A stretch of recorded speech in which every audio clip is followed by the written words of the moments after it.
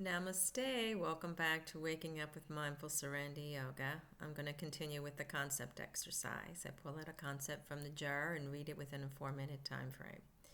It is an impromptu exercise to help me to see and test if I've assimilated what I've been learning over the years. And I do all these exercises. Everything you see on video of me is done off the cuff, impromptu, without revision or addition. What I say here goes up on YouTube. And it is a tricky exercise to do in the sense that I'm putting my ego into an uncomfortable position. But my goal in life is to diminish the ego to the point where the ego leaves, not to do it by trampling down the ego, as the Gita would say. We don't trample down the self with self, according to some of the translations used by Michael Singer. But I want to be able to encourage the ego, like a child who needs to leave the nest or go out on his own to leave. So I want that dismantling of the ego because I see how it is in the way of all of our true experience of life. So it blocks our Shakti flow. So regardless of that, I am doing a little exercise every day or whenever I can think of it. Today I was lucky to have a 2-hour delay of school closure. So that meant, being that I see 6 of my tutoring students prior to the time school started, it wasn't worth my while to go in, and it wouldn't be the worthwhile for the school to have me there. So I am home this morning. And so I'm going to utilize this time to do this exercise. So I'm going to be putting my hand in they're all joined together. Hope this is not too hard of a one. Okay, I lost my phone again because I was rambling on. So I am going to take a deep breath.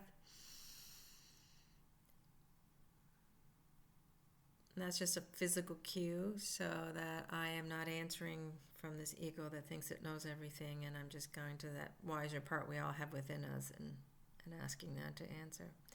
It's really not that woo-woo. It's just that part of us that is a little less egoic. Okay.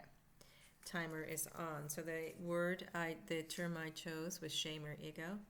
Shame or ego, and I recently wrote about shame or ego in something, I can't remember, in my blog, I believe, but I always talk about shame or ego. I believe that ego, which is this false idea of who we think we are, this psyche, this personality that we've developed as a protective measure, as a way of making sense of our world, is actually an accumulation of all our stored events, all our memories that maybe were too painful to process through and let go. We've clung to them and stuffed them down inside in a big thick layer of samskaras, and we've also stuffed and stored those things were pleasant that we want to repeat, that we identify with as being pleasant and a part of who we are. So we have developed this personality full of stored things and ideas and concepts, and this needing to create an image, and Yogananda called it the masquerading self. Now that ego, for most of us, is based on also on a lot of conditioning we received, say, since we were young. We had other forces in our life sending messages to us, telling us who we were, be they our parents or our siblings or the institutions we were in, the churches, the social groups, whatever. So we developed this idea of who we think we are, which is just a concept, just a self-concept, based on all these things we've stuffed and stored, and that is who we think we are. Well, many of us were given messages that we were not enough as we grew up, and we have come to believe we were not enough. And we may have developed this sense of unworthiness, and with that goes a great deal of shame. There have been maybe trauma in some of our lives which resulted in shame. We become shame-based. And so our egos, our personalities are shame-based. So this shame or ego, I believe, is one side of a coin of ego. It is the part of us that is constantly self-deprecating, telling us, self-criticizing, telling us we're not enough, reminding us that we're not enough so that we don't get too big for our britches or show off or whatever, and it keeps us small and limited. Again, this is a section of the mind we're talking about, and we have a tendency to believe our mind, even though our mind is sick and not worthy of trust. We tend to listen to what it tells us, and we believe it.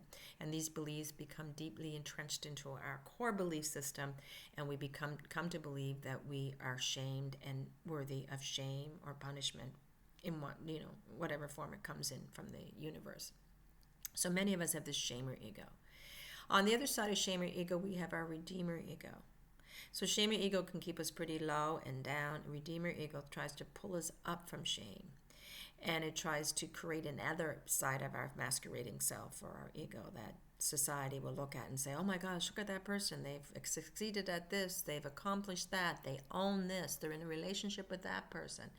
So it's another image we try to create that kind of deflects from the shame we're actually experiencing. So shamer ego and redeemer ego, as far as I'm concerned, are twins, battling twins, okay? Two sides of the same coin. Shamer will pull us away when we get too big for our britches and someone puts us in our place. We may automatically go back into shamer ego, into the self-deprecation again, and saying, oh my God, I'm not worthy. Why did I think that? Why did I do that? Blame, blame, blame, and cringe in that shame spiral. And redeemer ego, when it sees us doing that, might pull us back up. Okay, let's fix it by doing this in the world and creating this in the world and creating this image and make this person like me and love me because they think I'm this or that. And neither are authentically who we are, because we don't need ego, be it shamer or redeemer, in our lives, because who we are is not worthy of shame, and it does not need to be redeemed. So I guess my time is up. Thank you for joining in. Namaste.